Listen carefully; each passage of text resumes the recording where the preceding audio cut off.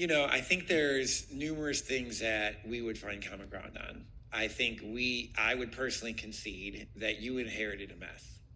And I think the infrastructure issues were terrible. I think billing and customer service were terrible.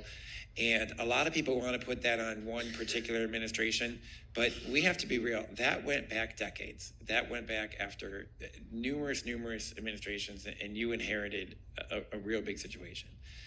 I greatly appreciate the work that you've done on the infrastructure side. And I know my businesses and my residents really appreciate that.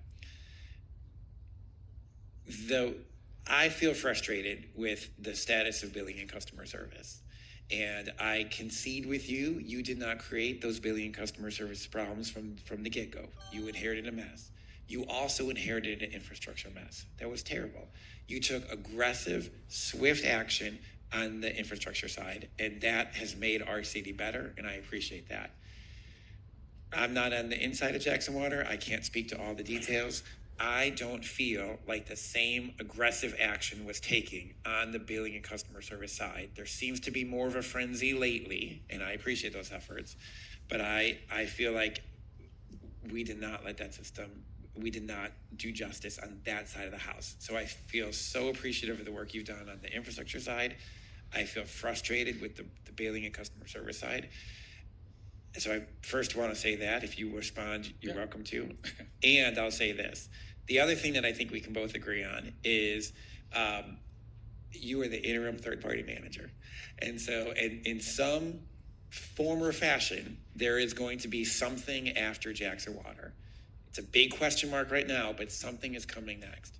What would you say to this next group where you think you want them to continue the success that you've seen, and where are the places where you feel like, I wish we would have done better with this, or I wish we could have addressed that at an earlier point to set them up for success?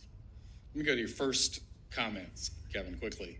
We did focus first on drinking water. This was a drinking water crisis, and we spent a great deal of time and energy getting the drinking water system functional. We followed that with the sewer system to get the sewer out of the streets, which was in all of your neighborhoods, bubbling up, running down the street daily. We took care of that. The third thing we went after is billing and collections, because we thought you had to have a functioning water system, a functioning sewer system before you could start beating people up about not paying their bill. And so this has followed the exact plan we set out.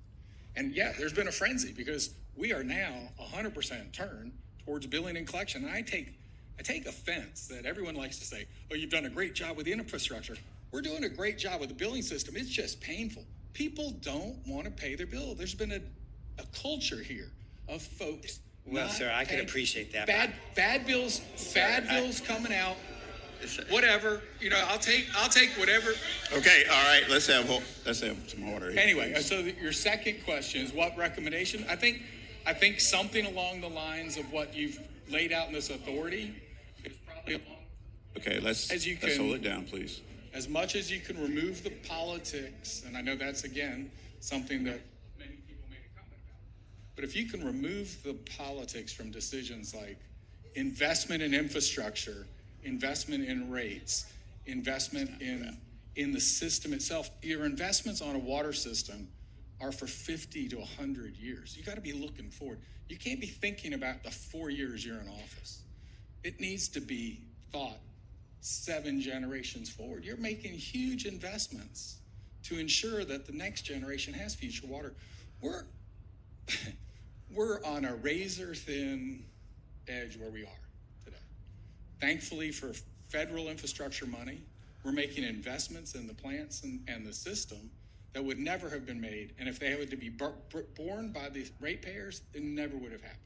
So, thank Congress, thank everybody that got the $600 million, and it was $600 million that we're really dealing with.